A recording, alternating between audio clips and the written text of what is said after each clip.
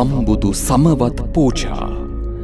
සම්බුදු සමවතට පියනගන අරිය උතුමන්ගේ මහා පූජා පෙළහර. තෙරුවන් සරණයි.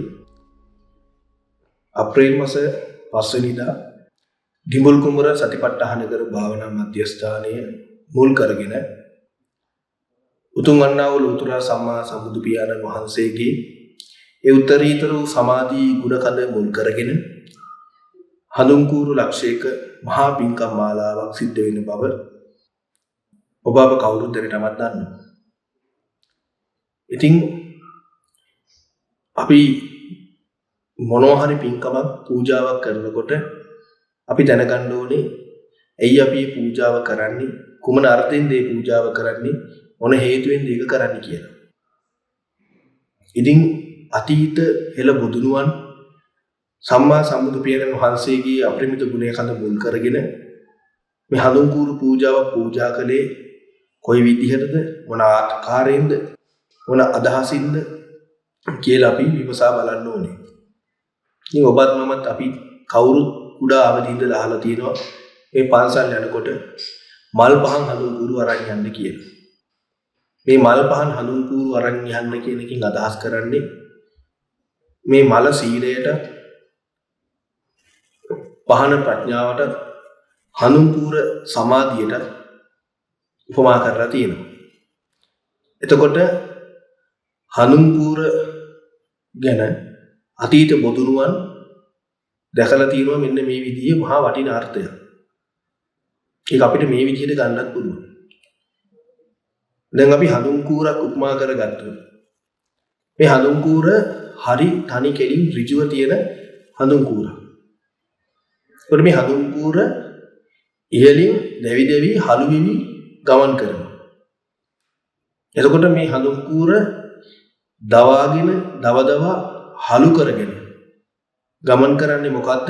ගමන් කරන්නේ කෙලින් මාර්ගයක. මොකද මේ හඳුන්කූර කෙලින් ඍජු ඇද නැති වක්න වූ ක්‍රමවේදයක් තියෙනවා. ඒකට මේ හඳුන්කූර කෙලින් ඍජු නැති ඇද නොවු වක්න වූ මේ මාර්ගයට කියන අපි ආරෂ්ඨාංගික මාර්ගය කියලා.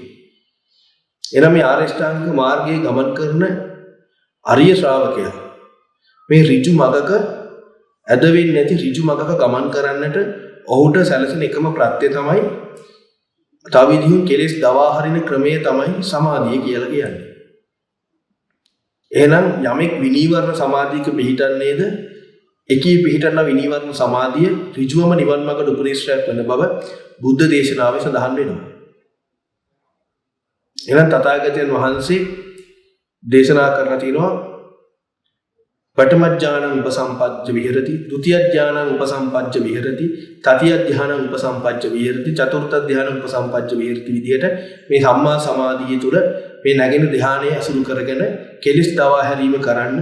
මේ කෙලෙස් දවා හරින මානසිකත් ඉන්නකොට බාහිරින් කෙලෙස් වලට යන්නේ නැතුව ඇද නැති වකෙලින් ඍජු මගක ගමන් කරමින් කෙලෙස් දවා හරින වැඩපිළිවෙල කරන්න පුළුවන්. එනම් මේ තව විදිහකින් කියතොත් ආරෂ්ඨාංගික මාර්ගය තුල පිහිටා කටයුතු කරන මේ සමාධියෙන් නැගෙන උපනිෂ්‍ය අප්‍රමාණයි. එහෙනම් මේ ඍජු මගක් කියන්නේ එහෙනම් මේ ඍජු මගක එක ගමන් කරනවා මේ කෙලෙස් දවා හරි ගමන් කරන්නේ මේ සමාධිය නිසායි. එහෙනම් එහෙම කෙලෙස් දවදවා හලු කර යනකොට මේ හඳුන්කූරේ ප්‍රමාණය එන්නෙන් අඩු වෙනවා. හරියට අපේ කෙලෙස් වල තියෙන ප්‍රමාණය දවදවා අඩු වෙනවා වගේ. මේ හඳුන්කූර කෙලෙස් දවදවා අඩු වෙනකොට මේ හඳුන්කූරේ මොකක්ද එන්නේ? සුගන්ධය.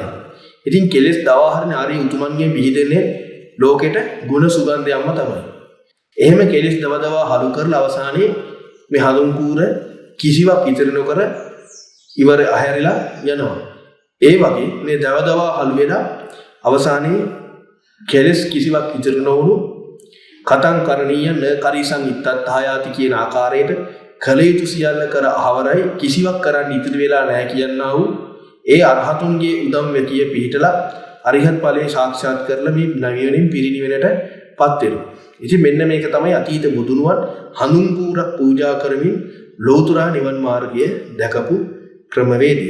ඉතින් මේ එළඹෙන්නා වූ පින්කම් සමය තුල අපි ඔබ සියලු දෙනාම අතීත බුදුනුවන් හඳුන්කූරක් පූජා කරමින් නිවන් මඟ පිහිටියේ දැක්කේ යම්සේද ඒ විදිහට නිවන් මඟ පිහිටනවා දකින්නවා කියන අදහස් ඇතිව මේ උත්තරීතර පින්කම ප්‍රඥා ගෝචරව ඥාන සම්පයුක්තව සිද්ධ කරන්න ඔබත් සියලු දෙනාම අප්‍රේල් 5 වෙනිදා ගිඹුල් කුමර සතිපට්ඨානකර භාවනා මධ්‍යස්ථානයේ ඒ උත්තරීතර ලක්ෂයක් හඳුන් පුරු මහ පින්කම මාලාව සඳහා සහසම්බන්ධ වන ලෙස මෙත් සිතින් ඇරයුම් කර සිටිනවා.